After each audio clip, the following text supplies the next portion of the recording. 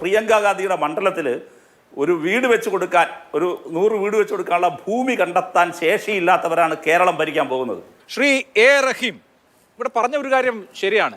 ഇതുവരെ ഒരു മാതൃകാ ഭവനം പോലും പൂർത്തിയായിട്ടില്ല. ഒരു വർഷമായിട്ട് ഈ ദുരിതബാധിതരൊക്കെ വാടക വീടുകളിൽ കഴിയുകയാണ്. വാടകയ്ക്ക് ഞങ്ങൾ 6000 രൂപ ഒരു മാസം കൊടുക്കുന്നുണ്ടല്ലോ എന്ന് അവകാശപ്പെടാം എന്നുള്ളതിനപ്പുറത്ത് ഇപ്പോൾ ഏറ്റവും ഒടുവിൽ സർക്കാരിൻ്റെ റവന്യൂ മന്ത്രി അവിടെ വിസിറ്റ് ചെയ്ത് കഴിഞ്ഞ അവലോകന യോഗത്തിന് ശേഷം പറഞ്ഞത് 41 വീടുകളുടെ തറ പൂർത്തിയായിട്ടുണ്ട് എന്നുള്ളതാണ്. അപ്പം 41 വീടുകളുടെ തറയേ ആയിട്ടുള്ളൂ ഈ ഒരു കൊല്ലമായിട്ടും.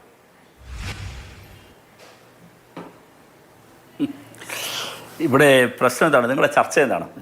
വയനാട്ടിലെ ദുരിതബാധിതർക്ക് വേണ്ടിയിട്ട് സർക്കാരിൻ്റെ മിഷണറി എന്തെല്ലാം ചെയ്തു, എന്തെല്ലാം ചെയ്തില്ല എന്നതാണോ ചർച്ച? തീർച്ചയായിട്ടും അങ്ങനെ ഒരു ചർച്ച എടുക്കാം, നമുക്കതിൽ ചർച്ച ചെയ്യാം, അതിൽ വളരെ വിശദമാക്കാം. ഞാൻ പറയട്ടെ. പക്ഷേ ഇവിടെ നിങ്ങൾ പ്രതിപാദിക്കുന്ന വിഷയം ഏത്? ചർച്ച ചെയ്ത് നിങ്ങൾ പ്രതിപാദിക്കുന്ന വിഷയം വയനാടിനെ 1 വർഷമാകുമ്പോഴും പറ്റിച്ച സംഘടനകളേത്? ഇതാണ് പ്രശ്നം. അങ്ങനെ ഒരു ചർച്ച ഉയർന്നു വരാനിടയായ സാഹചര്യം എന്ത്? അത് കുറച്ച് നാളുകൾക്ക് മുമ്പ് യൂത്ത് കോൺഗ്രസിൻ്റെ സംസ്ഥാന പഠന ക്യാമ്പ് നടക്കുന്നു. ആ സംസ്ഥാന ക്യാമ്പിനകത്ത് പ്രതിനിധികൾ ഇത് സംബന്ധിച്ച് ഫണ്ട് വെട്ടിപ്പുമായി ബന്ധപ്പെട്ട് നിശ്ചിതമായ വിമർശനം ഉന്നയിച്ചതായി മാധ്യമങ്ങൾ വ്യാപകമായി വാർത്തകൾ വരുന്നു. ആ വാർത്തയിന്മേലുണ്ടാകുന്ന ഡിസ്കഷൻസ്, ഡെവലപ്മെൻറ്റ്, അതിനെ തുടർന്ന് വിവിധ കോൺഗ്രസിൻ്റെ കമ്മിറ്റികൾ, യൂത്ത് കോൺഗ്രസിൻ്റെ കമ്മിറ്റികൾ KPC അധ്യക്ഷനും കോൺഗ്രസിൻ്റെ ദേശീയ നേതൃത്വവും എല്ലാം തന്നെ പരാതി അയക്കുന്നു. പരാതികളുടെ പ്രളയമാകുന്നു, ആകെ ജഗപുകയാകുന്നു. ഇതാണ് ഒന്ന്. മറ്റൊന്ന്, ഇതിനോടനുബന്ധിച്ച് ഇന്ത്യൻ യൂണിയൻ മുസ്ലിം ലീഗ് പണികഴിപ്പിക്കാൻ എന്ന് പറഞ്ഞ് ഏറ്റ വീട്, ആ വീടുകൾക്ക് വേണ്ടി വാങ്ങിയ ഭൂമി ന്യായവിലയേക്കാൾ കൂടുതൽ തുകയ്ക്ക് വാങ്ങി എന്നുള്ള വിവാദം പുറത്തു വരുന്നു. ഈ 2 വിവാദങ്ങളുടെ പശ്ചാത്തലത്തിലാണ് ഇന്നത്തെ ചർച്ച. ആ ചർച്ചയിൽ ആരോപണ വിധേയനായ ശ്രീ രാജു പി നായരോടായിരുന്നു ആദ്യത്തെ താങ്കളുടെ ചോദ്യം. അദ്ദേഹത്തിന് ഈ ചർച്ചയുടെ ഒരു സിംഹഭാഗം ഇപ്പോൾ ലഭിച്ചു. അങ്ങയുടെ ചോദ്യത്തിന് ഒരിടത്ത് പോലും അദ്ദേഹം മറുപടി പറയാതെ സർക്കാർ അത് ചെയ്തില്ല, ഇത് ചെയ്തില്ല, അങ്ങനെ ചെയ്തില്ല എന്ന കുറേ മറുവാദങ്ങൾ ഉന്നയിച്ച് അദ്ദേഹം ഗോൾ പോസ്റ്റ് മാറ്റിവെക്കാനാണ് നോക്കിയത്. ശ്രീ രാജു പി നായരോട് ഞാൻ പറയുന്നു, അങ്ങ് പറഞ്ഞത് എല്ലാം തെറ്റായ കാര്യങ്ങളാണ്. അപ്പോൾ ഞാൻ 1-2 കാര്യങ്ങൾ മാത്രം പറഞ്ഞതിലേക്ക് വരാം. സർക്കാർ ചെയ്യാനുള്ളതെല്ലാം സർക്കാർ ശരിയായ നിലയിൽ ചെയ്യുന്നുണ്ട്. ഇപ്പോൾ കർണാടക സർക്കാരുമായി ബന്ധപ്പെട്ടെല്ലാം നിങ്ങൾ പറഞ്ഞ കാര്യം കഴിഞ്ഞ ദിവസം MP-മാരുടെ കോൺഫറൻസിൽ ചർച്ച ഉയർന്നു വരികയും മുഖ്യമന്ത്രി തന്നെ വിശദീകരമായി വളരെ വിശദീകരിച്ച് സംബന്ധിച്ച് മറുപടി തൃപ്തികരമായി പറയുകയും ചെയ്തു. അതെല്ലാം വളരെ വ്യക്തമാണ്. സർക്കാരിൻ്റെ കാര്യത്തിലൊന്നും യാതൊരു പ്രശ്നവുമില്ല. നിങ്ങൾ ഈ പറയുന്ന അത്തരം കാര്യങ്ങളിൽ ഒരുപാട് അവ്യക്തതയും നിങ്ങളുടെ വിദണ്ഡവാദങ്ങൾ ഉയർത്തുകയും ചെയ്യുന്നതാണ്. നിങ്ങൾ ഡിഫൻസിലാകുമ്പോൾ നിങ്ങൾ ഞങ്ങളല്ല അവരാണ് കുഴപ്പം എന്നൊക്കെ പറഞ്ഞ് കാണിക്കുന്നതാണ്. ഇവിടുത്തെ പ്രശ്നം അതല്ല. ഇവിടുത്തെ പ്രശ്നം പ്രഖ്യാപിച്ച സംഘടനകൾ, പ്രഖ്യാപിച്ച അതിൻ്റെ പേരിൽ ജനങ്ങളിൽ നിന്ന് പണപ്പിരിവ് നടത്തിയ സംഘടനകൾ, ആ പണം എവിടെ കൊണ്ട് കളഞ്ഞു, എവിടെ പുട്ടടിച്ചു, എവിടെ കൊള്ളയടിച്ചു, അത് ശരിയാണോ? ഇതാണ് ചോദ്യം. ആ ചോദ്യത്തിൻ്റെ മുമ്പിൽ നിന്ന് നിങ്ങൾ ഉത്തരം പറയാതെ മാറിപ്പോകരുത്. നിങ്ങളിവിടെ പറഞ്ഞു യൂത്ത് കോൺഗ്രസ് 25 വീടുകൾ വെച്ച് കൊടുക്കാം എന്ന് പറഞ്ഞു. ആദ്യം പറഞ്ഞത് 30 വീടുകൾ വെച്ച് കൊടുക്കാമെന്ന് പറഞ്ഞു. എങ്ങനെയാണ് 30 വീടെന്ന കഥ വരുന്നത്? നിങ്ങൾ മനസ്സിലാക്കണം. അവിടെ ആ ദുരന്തമുണ്ടായ സന്ദർഭത്തിൽ ആദ്യം അവിടേക്ക് രാത്രിയിൽ ഓടിയെത്തുന്ന ഒരാൾ DYFIയുടെ ഇപ്പോഴത്തെ അവിടുത്തെ ജില്ലാ സെക്രട്ടറി സഖാവ് ഫ്രാൻസിസ്, അന്ന് ജില്ലാ പ്രസിഡന്റാണ്. ആ സഖാവിൻ്റെ നേതൃത്വത്തിലുള്ള DYFI വോളണ്ടിയർമാർ ഉൾപ്പെടെയുള്ളവരാണ്. വേറെയും രാഷ്ട്രീയത്തിൽപ്പെട്ടവരുണ്ടാകാം. നിങ്ങൾക്ക് വേണമെങ്കിൽ ചില പേരുകൾ എല്ലാ പാർട്ടികളുടെയും പറഞ്ഞത്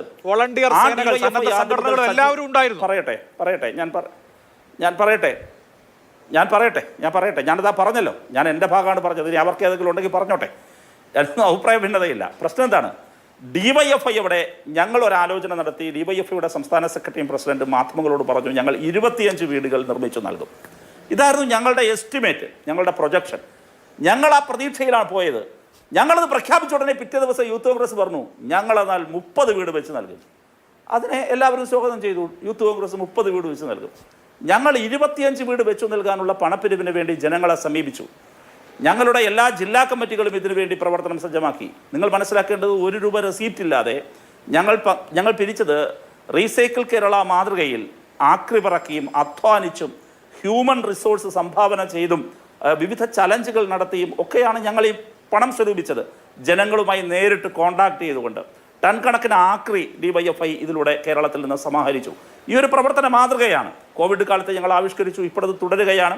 ഈ പ്രവർത്തന മാതൃകയിലൂടെ 25 വീടിന് ലക്ഷ്യം വെച്ച് നീങ്ങിയ ഞങ്ങൾക്ക് കേരളം മനസ്സറിഞ്ഞു നൽകിയത് 20 കോടിയിലധികം രൂപയാണ്. ഞങ്ങൾ അത്ഭുതപ്പെട്ടു പോയി. നിങ്ങൾ ആലോചിച്ച് നോക്കൂ. ജനങ്ങൾക്ക് DYFI എന്ന സംഘടനയിലുള്ള വിശ്വാസമാണ്. ഇതേ സമയം തന്നെയാണ് യൂത്ത് കോൺഗ്രസ് അവർ പ്രഖ്യാപിച്ച 30 വീടിന് വേണ്ടി ഇറങ്ങിയത്. അതിന് അവർക്ക് ഇതുവരെ ലഭിച്ചത് 88 ലക്ഷം മാത്രമെന്നാണ് പറയുന്നത്. അത് സംബന്ധിച്ചുള്ള ആരോപണങ്ങൾ, പരാതികൾ, കയ്യിട്ട് വാരൽ ആക്ഷേപങ്ങൾ, ഒട്ടനവധി കാര്യങ്ങൾ. ഞാൻ പറയുന്നു, ഇങ്ങനെ ചെയ്യേണ്ടതുണ്ടോ? ഇവരിപ്പോൾ എന്താ പറയുന്നത്? ഞങ്ങൾക്ക് ഭൂമി കിട്ടിയില്ല എന്നാണ് പറയുന്നത്. നിങ്ങൾ തെറ്റിദ്ധരിപ്പിക്കരുത്. കേരളത്തിൽ വയനാട് പുനരധിവാസവുമായി ബന്ധപ്പെട്ട എല്ലാ കാര്യങ്ങളും ബഹുമാനപ്പെട്ട മുഖ്യമന്ത്രി പ്രതിപക്ഷ നേതാവിനോടും പ്രതിപക്ഷ ഉപനേതാവായ ശ്രീ പി.കെ. കുഞ്ഞാലിക്കുട്ടിയോടും കൂടിയാലോചിച്ചാണ് ഓരോ കാര്യങ്ങളും ചെയ്ത്. മുഖ്യമന്ത്രി, റവന്യൂ വകുപ്പ് മന്ത്രി, അതോടൊപ്പം തന്നെ ഈ പറയുന്ന എതിർകക്ഷി നേതാക്കൾ എല്ലാം ആലോചിച്ചാണ് പോയത്. പക്ഷെ ഒരു ഘട്ടം എത്തിയപ്പോൾ അവർ പറഞ്ഞു, ഈ വീട് വെക്കുന്നതുമായി ബന്ധപ്പെട്ട ടൗൺഷിപ്പിൻ്റെ കാര്യം എത്തിയപ്പോൾ അവർ പറഞ്ഞു, അത് അവരുടെ ഐഡൻറ്റിറ്റിയോടുകൂടി അവർക്ക് വീട് വെച്ചു നൽകണം എന്ന് പറഞ്ഞതിൽ നിന്ന് പിന്മാറി. യഥാർത്ഥത്തിൽ അത് തെറ്റാണ്, അത് ചെയ്യാൻ പാടില്ലായിരുന്നു. ശരി, അത് നിങ്ങളുടെ രാഷ്ട്രീയ തീരുമാനം, എങ്കിൽ നിങ്ങളത് നടത്തണ്ടേ? എന്താ സംഭവിച്ചത്? അങ്ങനെ പിന്മാറിയ ഒരു കൂട്ടരാണ് ലീഗ്. ലീഗ് അവിടെ ഭൂമി വാങ്ങി. ആ ഭൂമി വാങ്ങിയതിനെക്കുറിച്ചാണ് ഇപ്പോൾ പറയുന്നത്. വാങ്ങിയ ഭൂമി വീട് പണിയാൻ പറ്റുന്ന ഭൂമിയല്ല. 2, ആ വീട് വാങ്ങിയ ഭൂമിയോ അപ്പുറത്തും ഇപ്പുറത്തും 18,000 രൂപ പരമാവധി, ഇല്ലെങ്കിൽ 20,000 രൂപ സെന്റിന് വിലയുള്ളിടത്ത് 1.25 ലക്ഷം രൂപ കൊടുത്ത് വാങ്ങി. ഇതാണ് ആക്ഷേപം. അപ്പോൾ അതിലെന്തിനാണ് അഴിമതി കാണിക്കാൻ പോകുന്നത്?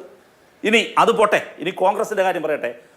വയനാട് പോലൊരു ജില്ലയിൽ പ്രിയങ്ക ഗാന്ധിയുടെ മണ്ഡലത്തിൽ ഒരു വീട് വെച്ച് കൊടുക്കാൻ, ഒരു 100 വീട് വെച്ച് കൊടുക്കാനുള്ള ഭൂമി കണ്ടെത്താൻ ശേഷിയില്ലാത്തവരാണ് കേരളം ഭരിക്കാൻ പോകുന്നത്. കേരളം കേട്ടോളണം.